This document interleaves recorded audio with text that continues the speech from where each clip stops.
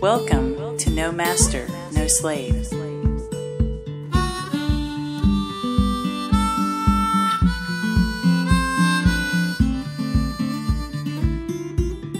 A show that seeks to reveal the hidden aspects of our world.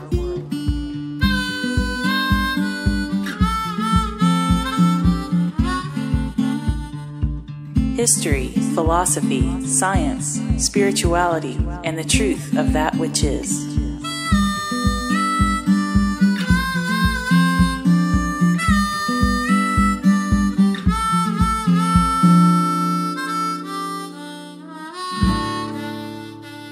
No master, no slave. Welcome to No Master, No Slave. I'm Zach, and I'm joined today with Mike and Nick. This is episode 12 and the 7th episode in a series covering 14 commonly used methods of mind control and manipulation. So far, we've covered obfuscation, worldview poisoning, primal fears, divide and conquer, indoctrination, controlled opposition, and today is the financial system. This whole series that we're going over, as we've mentioned before, we are taking this from Mark Passio's podcast series that he did on this, and he did a lecture on it as well in the What on Earth is Happening lecture series. You can find that on YouTube. We're representing this information so that it can hit a larger audience, and we're going to add a few new pieces of information to it, and just trying to put this information out there in as many different ways as possible to really hammer in and use the positive form of conditioning and mind control on people of repetition. We're going to repeat the truth in as many ways as possible, as frequently as possible, to really hammer it into people on how we're being manipulated and how we can become impermeable to this stuff through knowing how it works and knowing how to resist it and identify it and build solutions that make these people obsolete that are running this show right now. So the financial system, this is one of the main ways that this is the oil that runs their whole disgusting machine that we're living in right now. This matrix ran by this financial system. And it's one of those things that's so, we live with it every day. I mean, money, we live with it every day. People really just see straight through it. It's been said that the belief in authority is going to be shed long before the belief in money. So let's. Yeah, I agree with that. I mean, people are just locked into the whole way money is used, and yeah, it's had a purpose in time, but we don't need it anymore. And many people will not like that I'm even saying that. They'll say, "Well, we need money. You know, what are we going to do without money?" Well, that's really for us to decide as a people, but all that does is it always concentrates. I don't care if it's gold, silver, whatever you're talking about. There's always going to be a group of people, at least the way we have the system structured now, a small group of people who will hoard all the wealth, and they'll leave the rest eventually in poverty and the earth to go as well. Because when people are in that kind of mindset, they just think in a selfish way. They're not thinking about anyone else, and they just think about more and more themselves. The further they climb up this chain of dominance, the less they move away from what is to be really human. And more people need to look into just beyond. Okay, yes, we know debt or money is debt. Well, pretty much right now. I mean, we don't even have. I mean, money is bad enough as it is, but the system we're under is so far removed from even a decent economic system. I mean, we live in financial feudalism at best, where the middle class is just being wiped off the face of the planet right now, especially in America. Really, any country. I mean, you just see. I forget the amount of people right now who own, I think, 80+% of the world's wealth, but it's I think it's under 100 now. Yeah. It's a really small minority of people who own that. Yeah, and you talked about money is debt, and a lot of people that are listening to this show have a lot of information already, and they might know, maybe they've seen some of these YouTube presentations or listened to some of these podcasts or read some of these really good books that we're going to be referencing, and we'll have in the notes and references for this episode a plethora of books and videos and resources for people to go in and look at the history on this and verify a lot of this information. But to what you were saying about it being based on debt, and this is this is where it's like it's so simple but kind of hard to grasp what's going on here. They create money from debt, which means whenever someone in the current system we have, whenever someone goes to, say, buy a house, the money that they get for that loan on that house was created out of nothing, then given to that person through ones and zeros and keystrokes, given to that person, and then it has to be paid back in real value. Those people go out into their work hours and their labor, and they acquire, value exchange money, and then they give it back to the bank, and then they also have to pay interest. And so that is unnecessary. Which is just completely, I'm sorry. It's just interest, though. I mean, anyone who thinks interest is okay, it's not. I mean, that doesn't exist. You can't pay something back that is beyond what the money supply even is. I mean, that's all interest really is. It's extra money that that will never exist, that is now owed to someone else, that you now owe. And it doesn't work, and all that creates is a giant world of poverty and despair, and it just transfers all the wealth to the few select supposed elites who think they're above everyone else, and they have no connection to humanity anymore. And they use this interest-based system to do that. It's extracting energy. It's extracting all our time, all our attention. The economic system beats people down so much that they don't even want to look at this type of information a lot of time. Well, I could play devil's advocate on you, though. I could think of a time where interest is, maybe you would use a different word, but the concept of somebody gives me something now, and so they're not having it for this period of time, and they're giving it away, and when the exchange is something in addition, so it makes it valuable to make that exchange, that I could see that making sense if it wasn't in a completely fiat system that we have. I mean, when they're creating the money from nothing and then giving it to somebody, it's crazy enough that it has to all be given back to them because they just created it from nothing. That's the bottom line right there. Intrinsic value. Fiat money has no intrinsic value. Intrinsic meaning inherent value, naturally useful. Fiat money and even precious metals, diamonds, these things only have perceived superficial value. There's no real intrinsic value there. The value of money only exists in our minds. The value we perceive isn't naturally inherent. Something with inherent value is immediately useful. Something that you could defend yourself with, something you can clothe yourself with, something you can feed yourself with, shelter yourself with. You can't do this with fiat money. You can't do this with precious metals unless you have a lot of them, and at that point, it's not very precious anymore, right? So abundant resources that are inherently valuable is what we really need to be focused on, not this superficial perceived value of money and these other things that we use for exchange. What are your thoughts on that, guys? Reminds me of when cannabis was legal tender for, over 100 years in the United States regions of America. And the cool thing about something like cannabis being a tender system is, you've got your seeds, which would be your smaller bills. You got your buds, which would be your slightly bigger bills. And then you got your concentrated oils that, oh, by the way, cure cancer and all kinds of diseases, which would be your even larger bills. And you could trade those seeds and buds and plants and, food materials. You can make so many different things out of it that you can trade strictly intrinsically valuable items on a barter system, but it's so versatile that it is a really good form of currency in exchange. And the more that you inflate it, the more cannabis that you have in a society, it doesn't devalue the cannabis, because the cannabis value is not based on its quantity. because it's not fiat. It's based on its intrinsic value, and that doesn't go away. It still cures cancer. It's still the best protein. It's still, even the best paint and plastic and, all that different stuff. We went over that in episode, I think it was 3. But that's what we have today, is something where it's not intrinsically valuable. So when you increase the quantity, it loses value. But then you give these certain groups of people the power to artificially increase and decrease the quantity of this stuff. And they are the most powerful people in the world because they control our value exchange system. I'm going to throw in one real quick quote by Thomas Jefferson.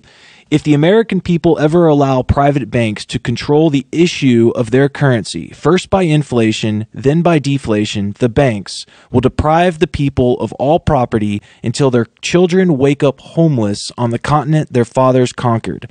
The issuing power should be taken from the banks and restored to the people, to whom it properly belongs. Thomas Jefferson in the debate over the recharter of the Bank Bill, 1809. That's a powerful quote.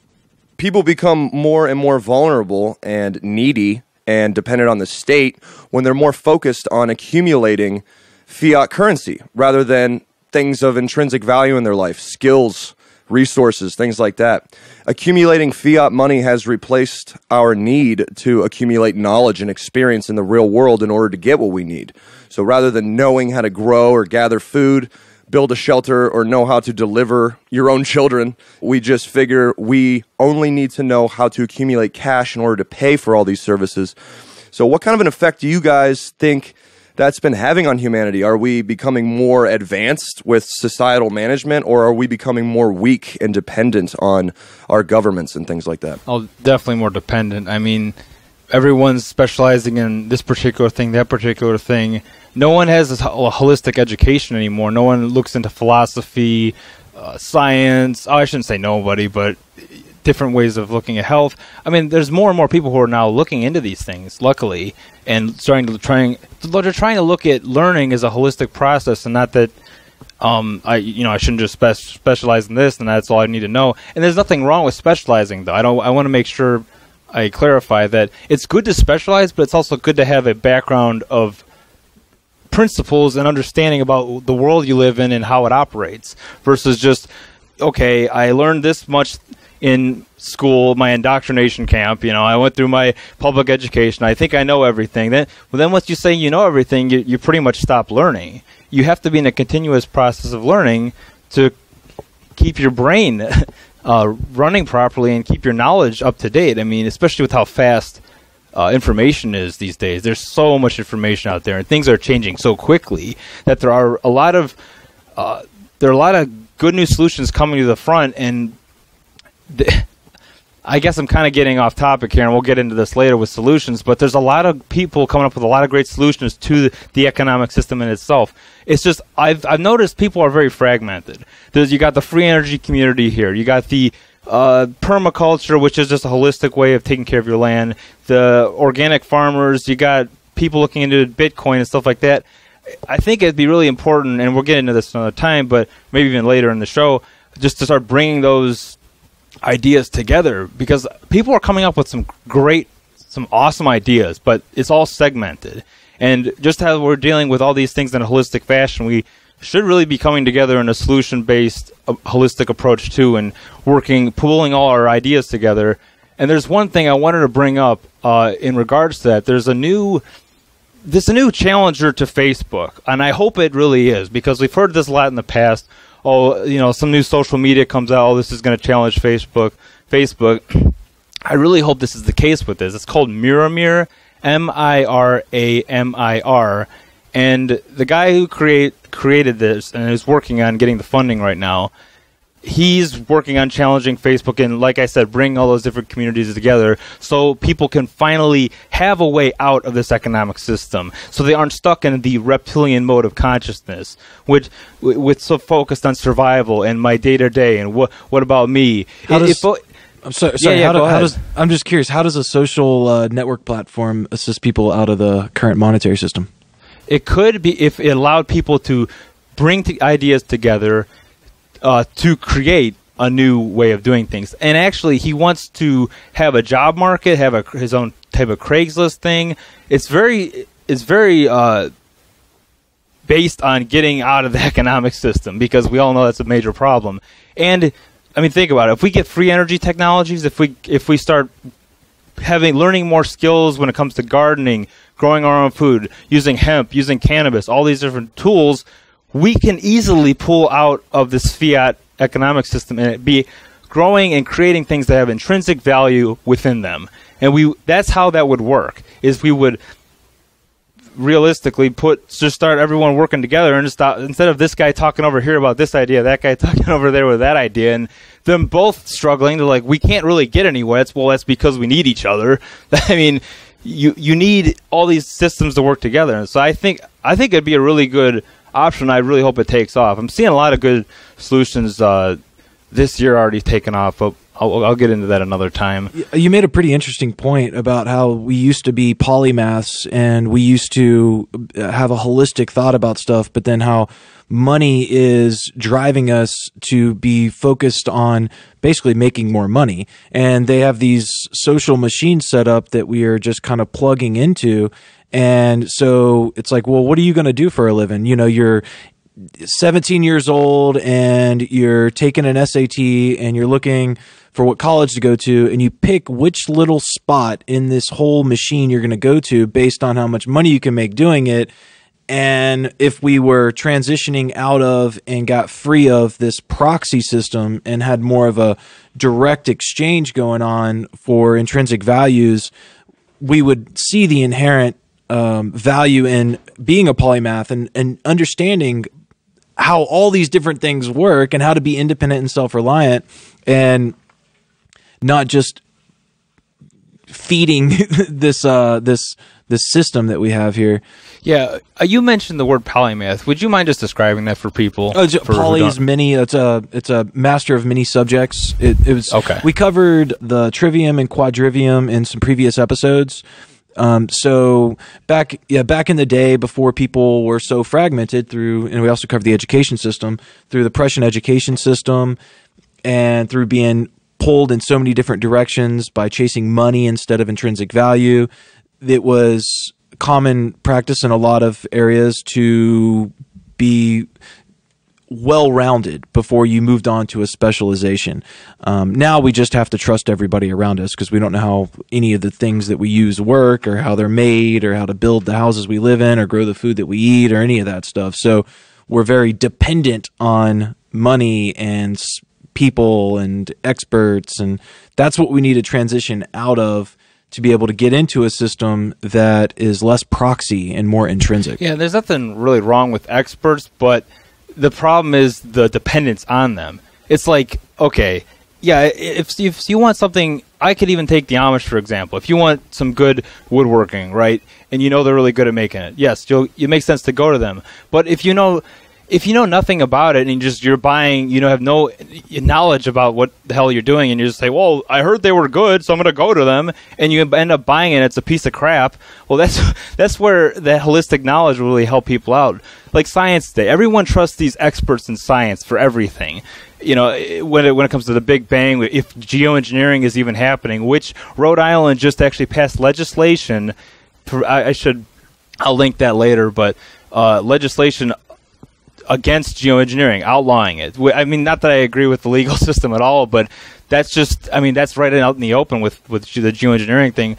But anyway, what I was talking about with the expert thing, I think it's good to specialize, but the way we even do specializations these days is we have no background, like you were talking about, Zach. We have no of that. We don't have that polymath background. And I mean, even if you wanted to go into science, what are you going to do? Work for the government and push out propaganda? I mean, that's pretty much a lot of the only options, not to mention there's a freaking gag order on NOAA and scientists, which is, I mean, how are you even supposed to say anything outside of what the government tow line is with that? So we easily could get back to an expert base, have experts in things, but have people be more holistically rounded and also teach real knowledge. When we have a new economic system that isn't in fiat like this, people won't be going into fields just because there's a lot of money there. The people who are passionate about things are going to go into stuff, and their love, it's going to be a labor of love for them, and that will bring forward better results. And another effect of this type of culture that we have that's born out of the economic system is that when you have specialists who make a lot of money and they're considered experts, if you aren't an expert and you're trying to tell somebody something or you're trying to relay some truth to somebody about something specific, but you're not an expert, you're not believable. You're not trustworthy because you aren't the expert. You don't have the degree. You don't have the title and the lab coat and the government sanctioned blessing, so to speak. So I guess that's something else that would hopefully disappear, is that not only would people be able to trust one another more and be able to trust themselves. I think people don't think at all because they have experts to think for them who are making all the money and making all the big decisions. So I feel like the fiat-based currency that we're using creates a lot of static in communication between people because they don't believe people who aren't experts, quote unquote. I wrap that in quotes because it's the government's idea of what an expert should be or what they want you to think an expert is.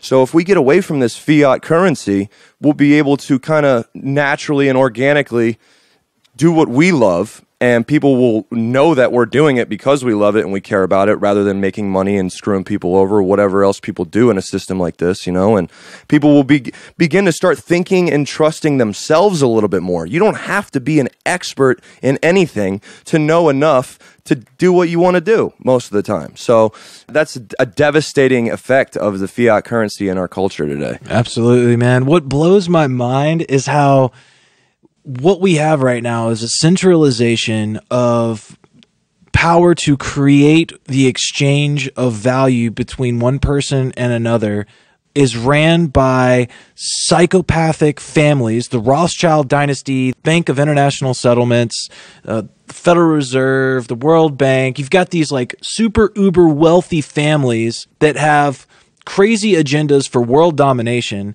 that control this money, and people aren't even talking about it. People are just looking at who's going to be president next. They're not worried about the fact that this banking system's running the world. I don't understand how that's not a big deal, Like, how are people not looking into this? Well, I mean, obviously, who's throwing a ball around is what's most important to me. So if that's what you care about, that's what you're going to focus on. And I get why people do it, because they're beaten down by the economic system. But guess what? You're going to continue getting beaten down by it until you stand up to it.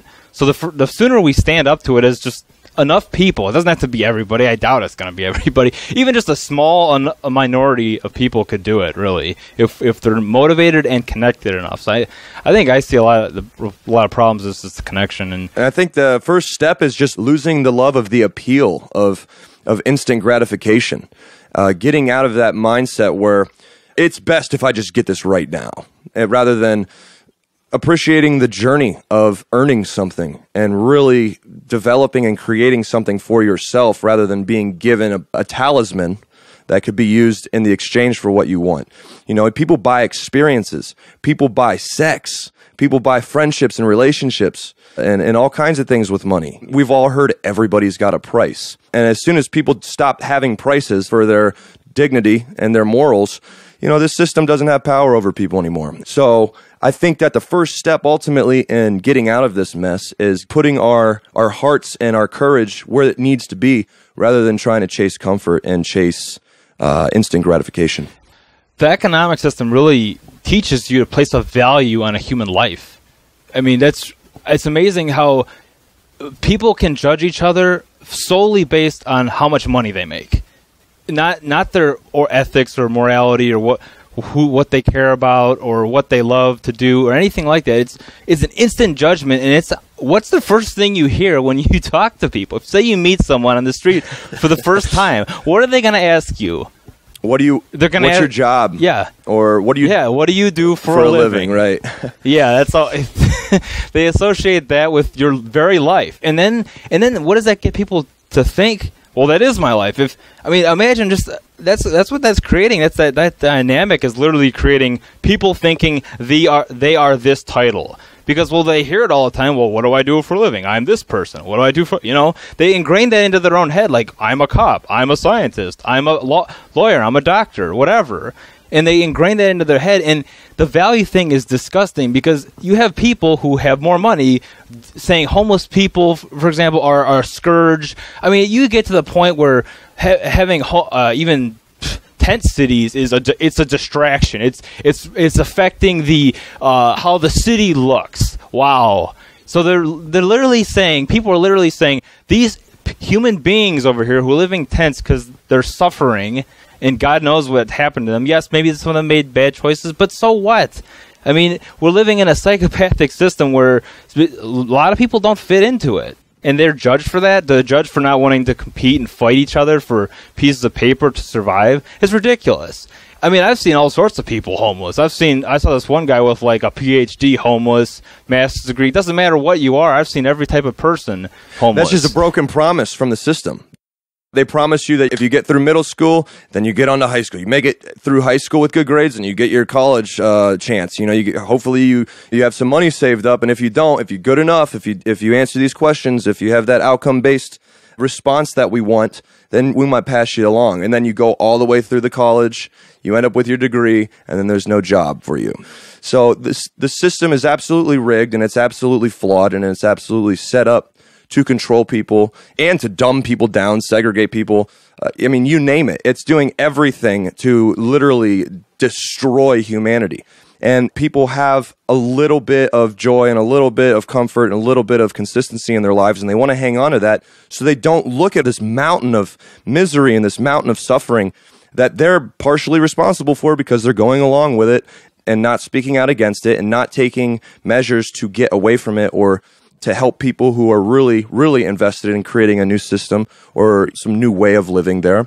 So when you really get into talking about like how devastating this financial system is on humanity, a lot of people are already devastated themselves, so they don't have the will or courage to look into this stuff or to talk about it for too long, so they just go right back to sleep. I get it. It's not fun to deal with this, but it's got to be dealt with. Otherwise, you know, the glimmer of joy and comfort that we have right now is going to be gone forever. Yeah, and a simple but a profound quote by Martin Luther King Jr.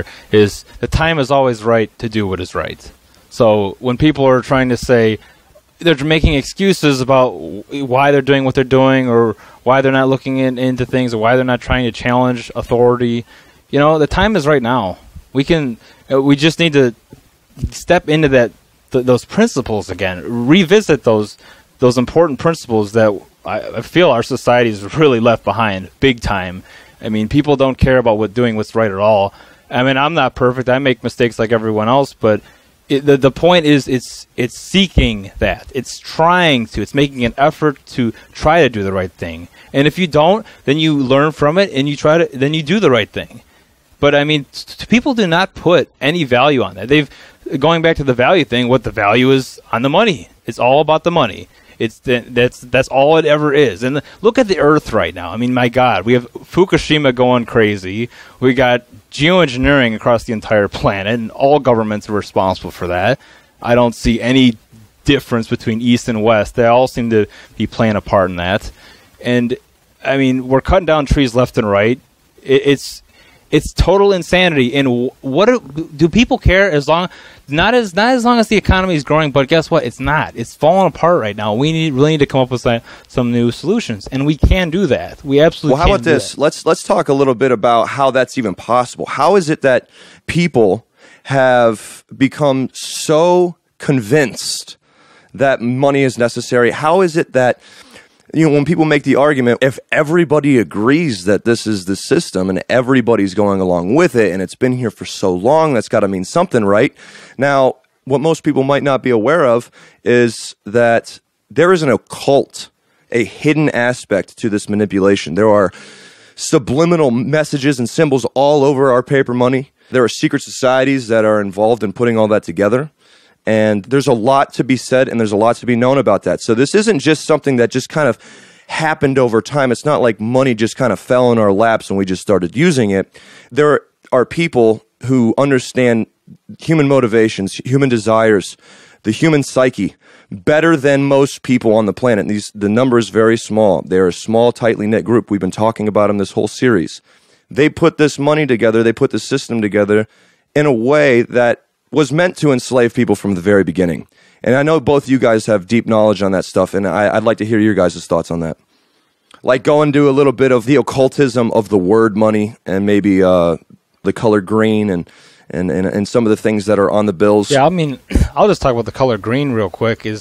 Green is the color of nature and balance, and that is why do you think the U.S. dollar, which is running the entire system, it's the world reserve currency right now, that the reason it's green is because that is the most abundant color in nature, and it's trying to get money, in the color green, the U.S. dollar in particular, is trying to get you associated with, that is literally associated with life, the life force, the flowing energy, and the abundance of nature.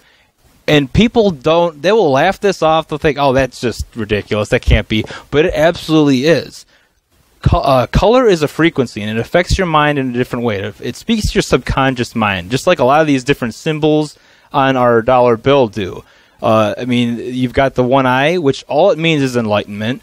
Unfortunately, people have taken that symbol just to mean the negative, which is, oh, that's a sign of the New World Order. And yes, that is true, absolutely. That is definitely, they're showing their signs right there. But that doesn't mean... It's a neutral symbol that can be used for good or evil, and that all I've seen in my research is that it's the symbol of enlightenment. It's a symbol of, that's why it's glowing too. You see if you look at the dollar bill, you'll see the glowing eye on the dollar bill, and it's symbolizing not only is it symbolizing life force energy, but it's symbolizing enlightenment. The more money you use and you collect, the more enlightened you're going to get. Give me a break.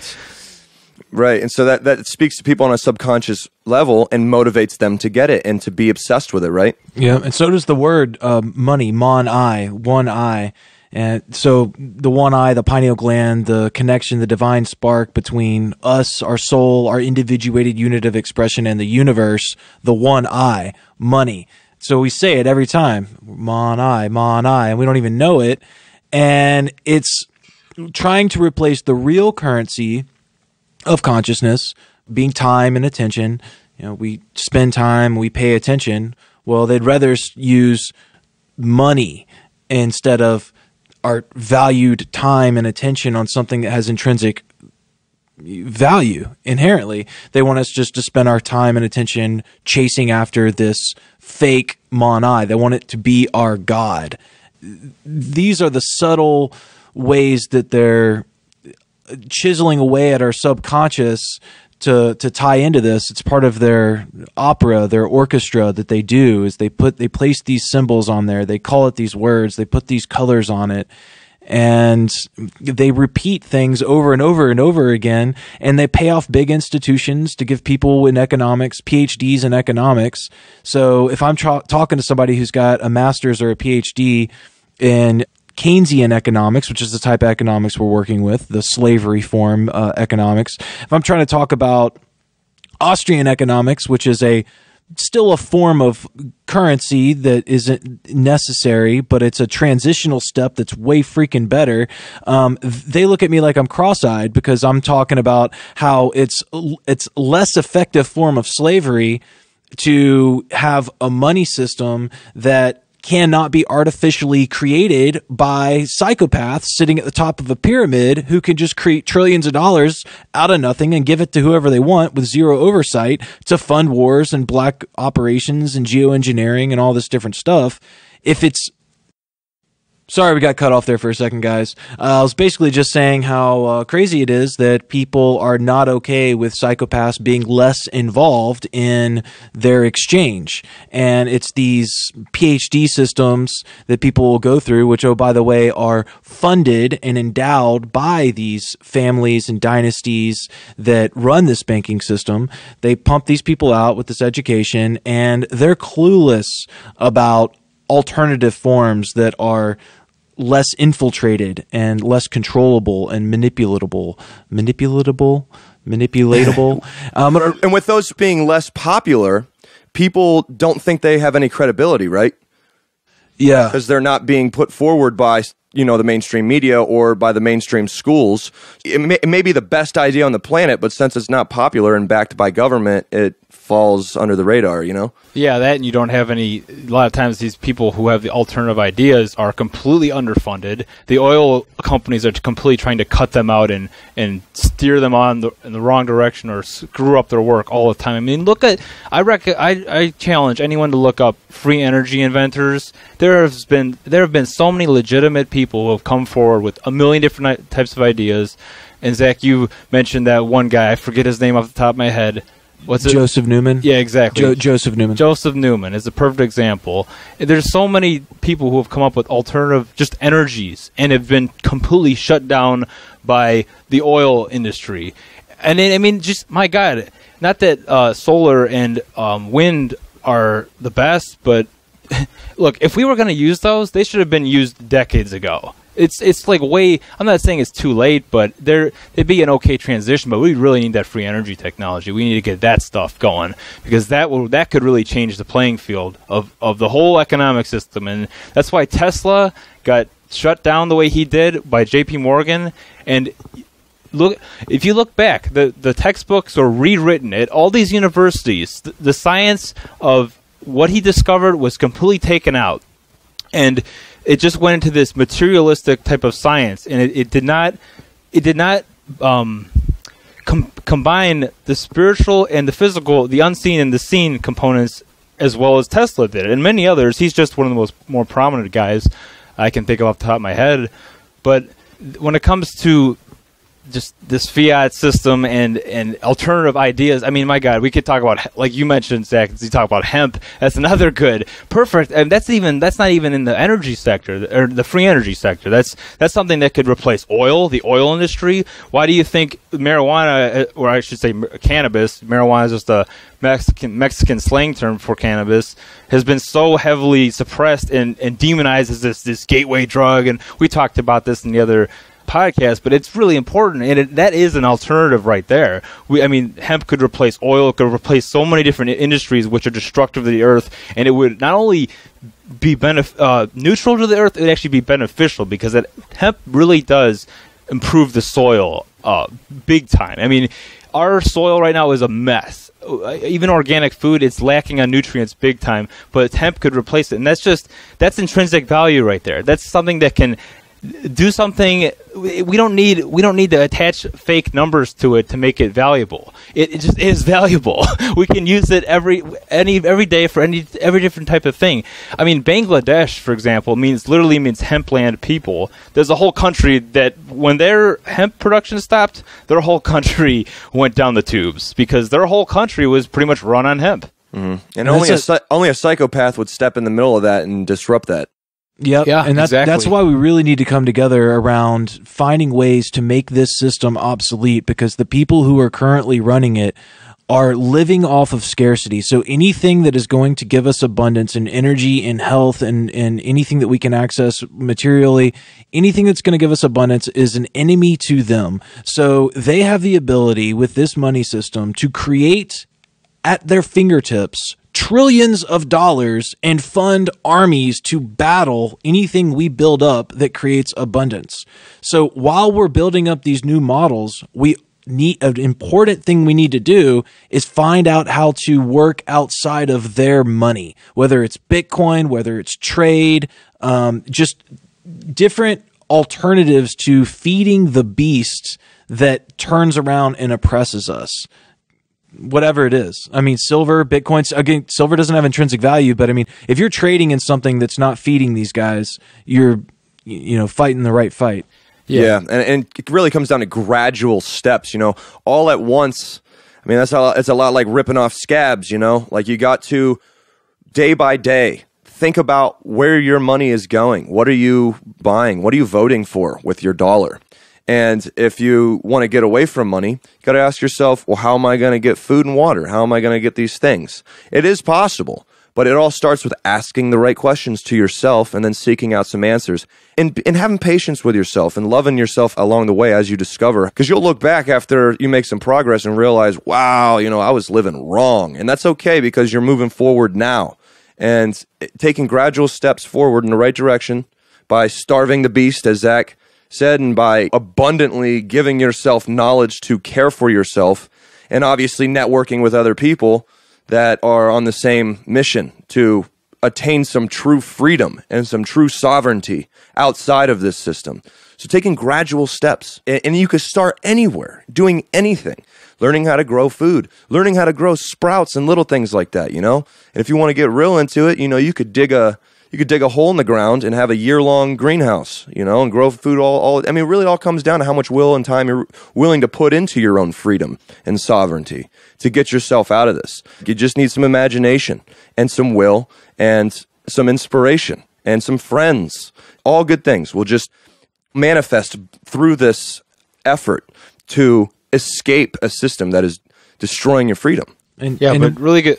Go ahead, Zach. Oh, I was going to say, if we have trades, a talent that we're really good at, there's somewhere that there's value that's needed, and we know how to do it, whether it's building a website or creating some form of art or some form of education thing where you're writing books or you're putting out information or you're helping to build something. Maybe you know how to build earthships, or you know how to install solar panels. You know how to do something like this. You can go around and you can exchange things that are not the U.S. dollar. You can exchange Bitcoin. You can exchange silver. You can exchange other services and other goods and on bartering.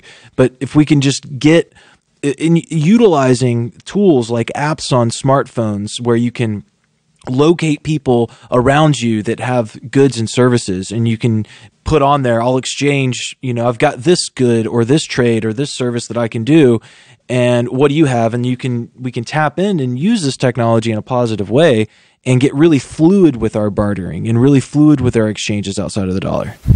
Yeah, that's why I really want to see that mirror come off. I hope it takes off the way I hope it does, or that at least he's hoping to. Because it could be that bridge. It could be that place to do commerce, an alternative place to learn information, bring communities together.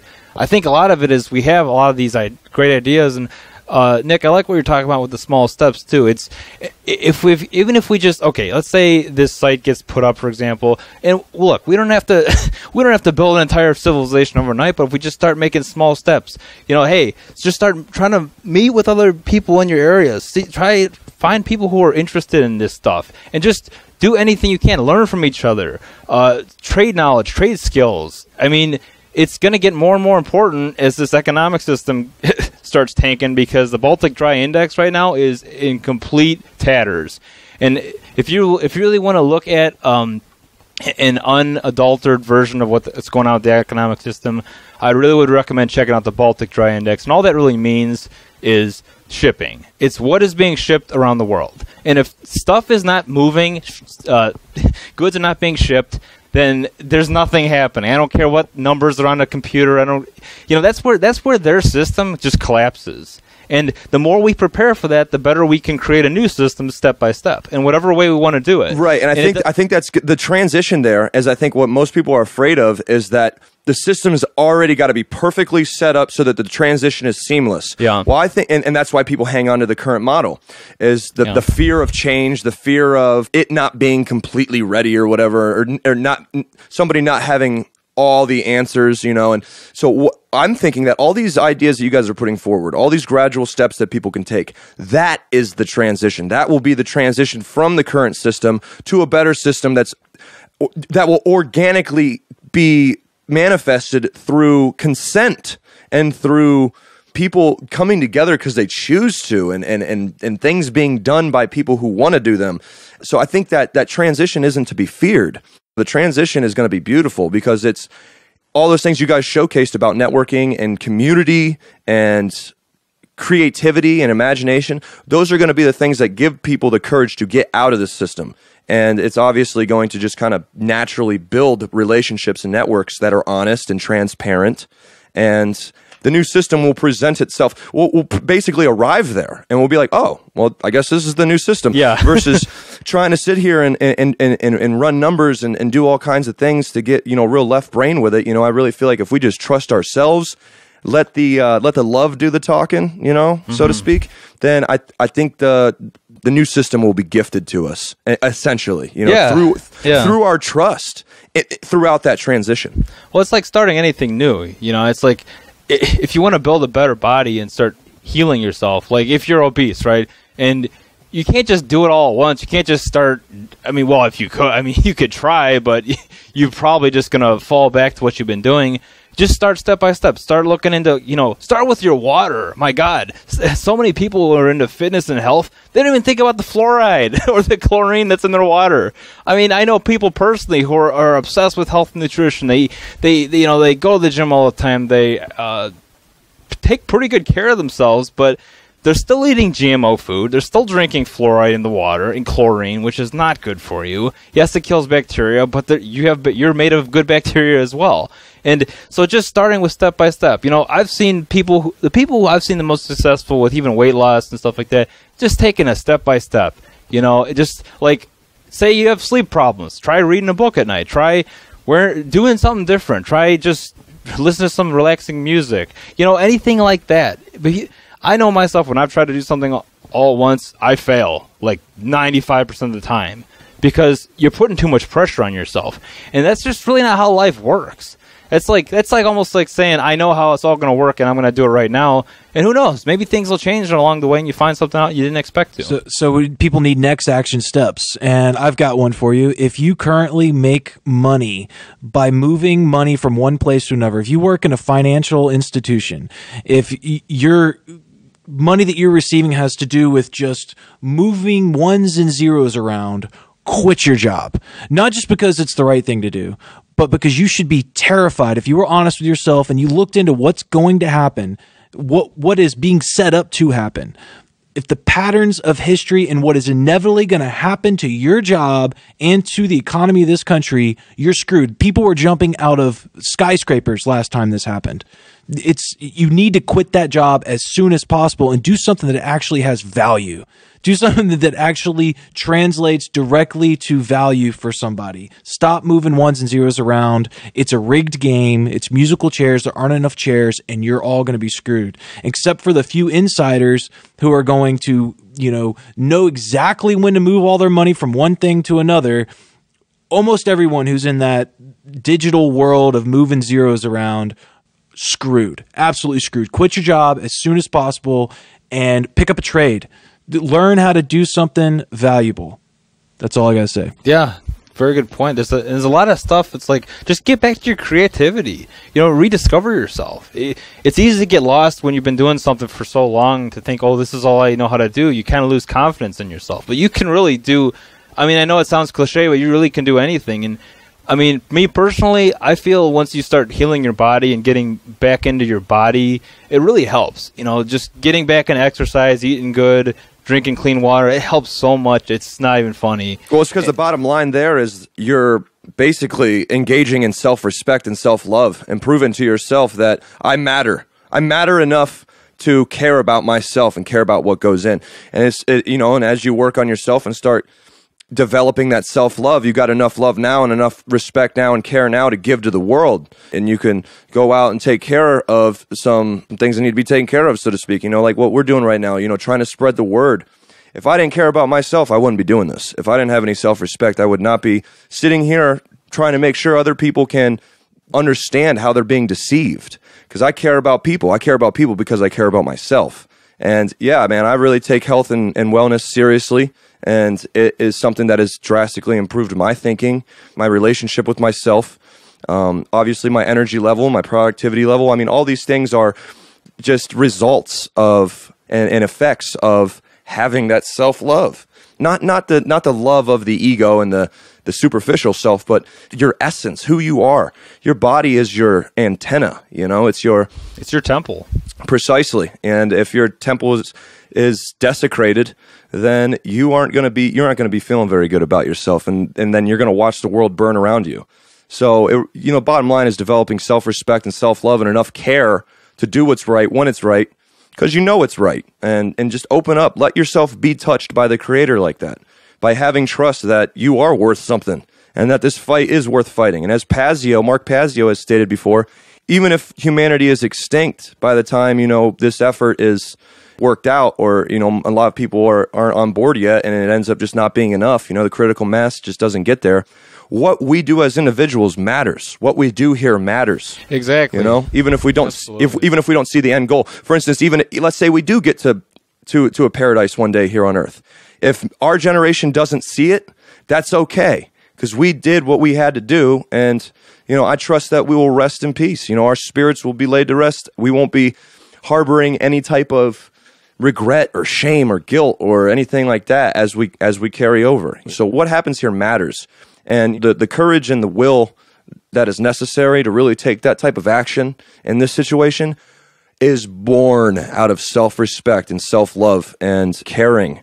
So I think you're absolutely right, Mike. I think one of the best ways to really get to the point to where you can start battling this financial system and making better choices like that are born out of love is to just start eating better. Start, drinking better water and making better choices like that. Moving around. Yeah. Even if you don't have the money for it, just start wherever you can. I know organic's brutal on the pocket, but even if you just start eating, non-GMO, or just trying to drink water, my God, I swear, if you just start with the water, it just helps so much. And just if you have to eat conventional fruits and vegetables, so be it for a time, It'll still be better than eating a lot of processed crap with all sorts of, hydrogenated oils and trans fats and high fructose this and that.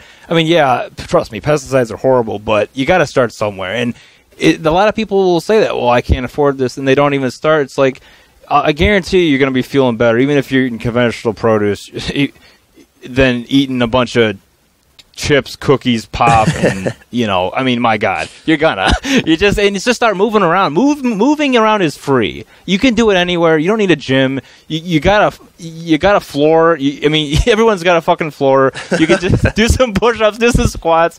I'm serious. It helps so much, and it gives you the energy. It puts you back in the body. Yep. It allows you to be creative and have confidence to do the right thing.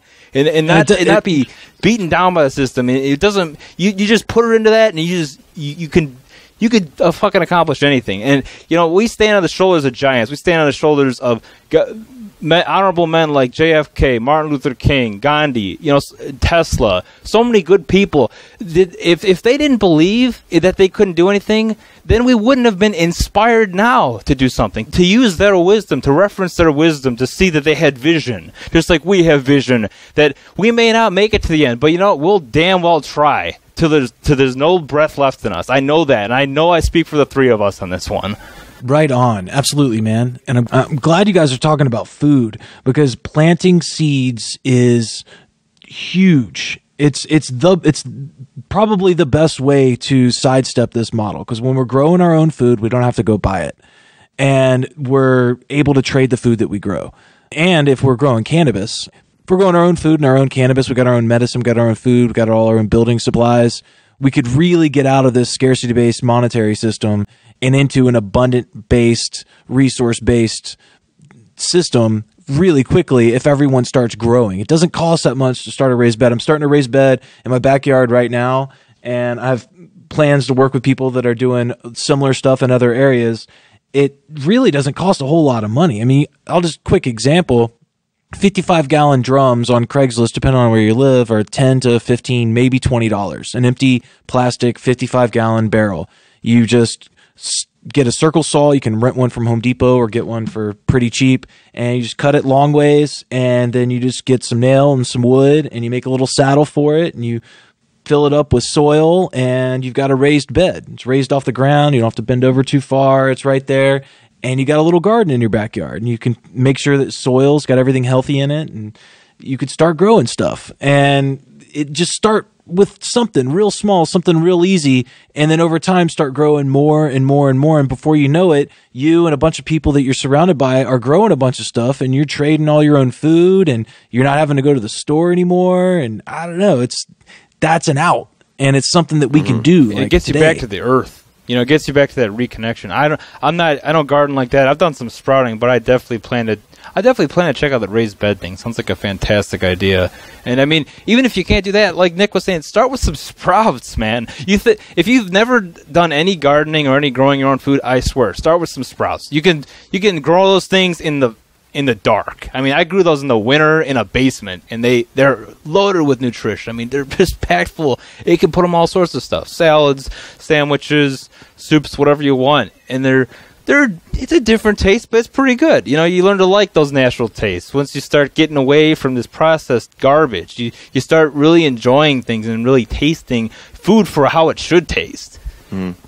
And just that type of care and that type of engagement with yourself and with the world around you starts to develop that self-love and that care and respect for the world and its processes. And once you start getting that and building that momentum, you look up at the financial system, you look at the psychopathic elite with so much disdain and hatred, and you know, and it's an anger that will fuel you to get the word out and to do more and to just get that. You become obsessed with doing right, you know, to the point to where you don't settle for evil.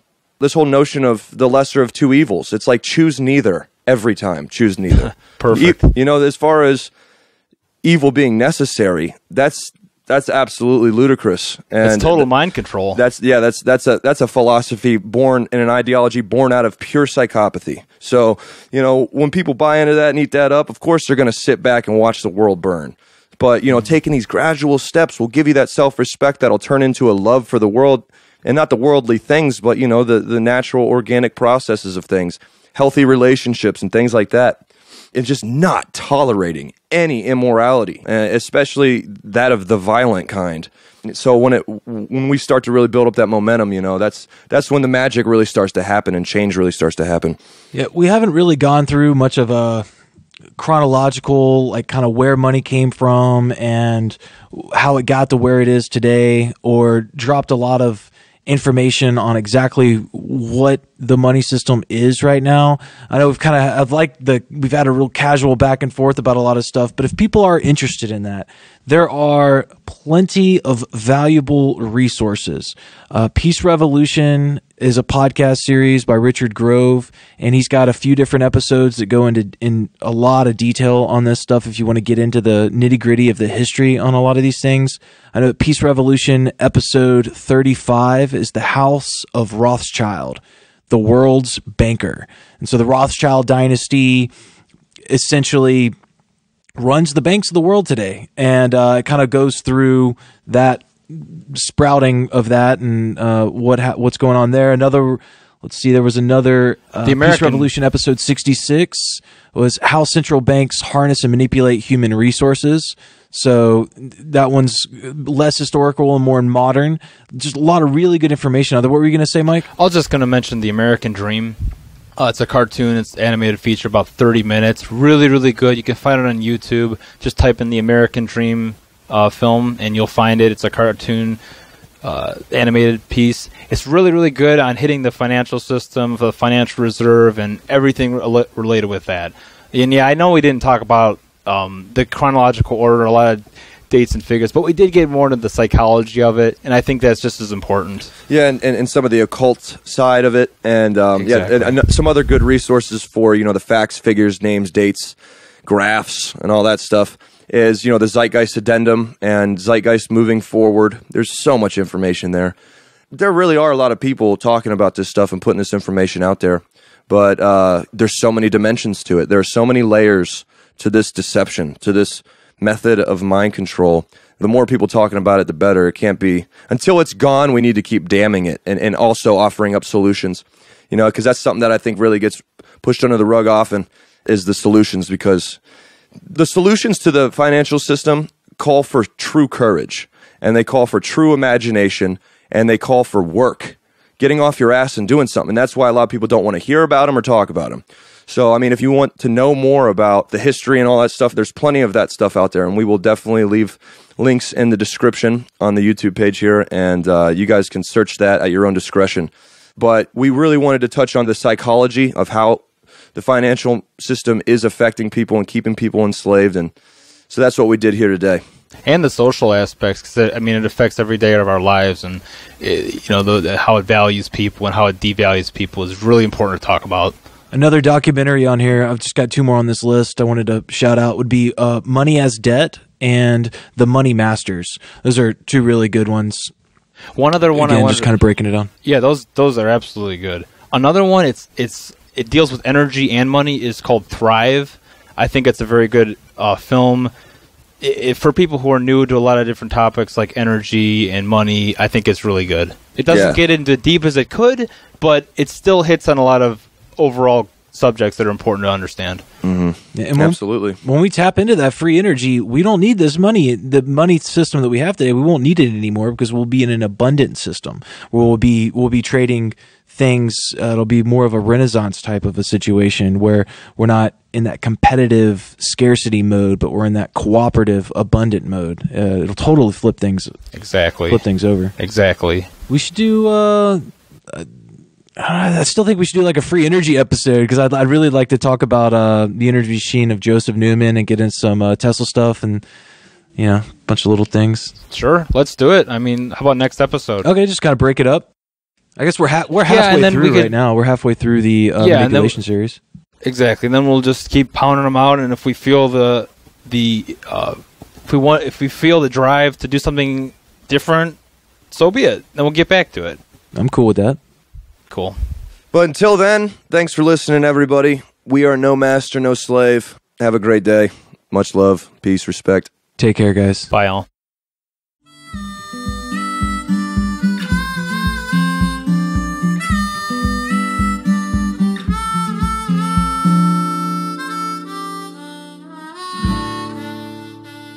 No master, no slave. What do you desire? What makes you itch? What sort of a situation would you like?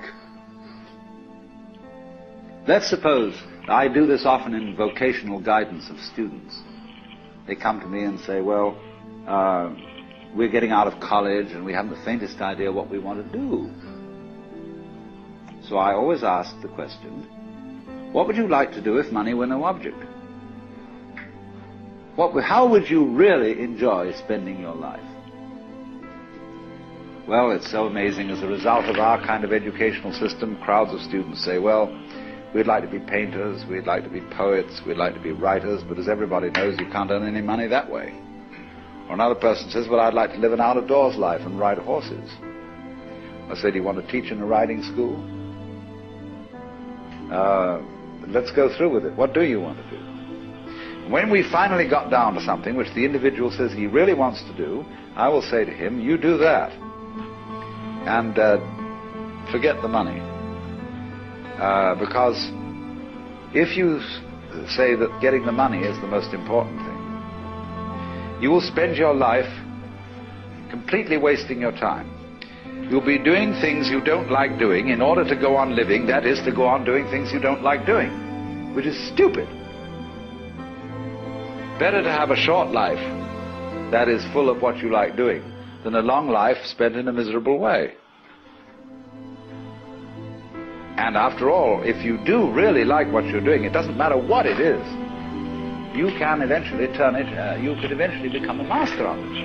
It's the only way to become a master of something, to be really with it.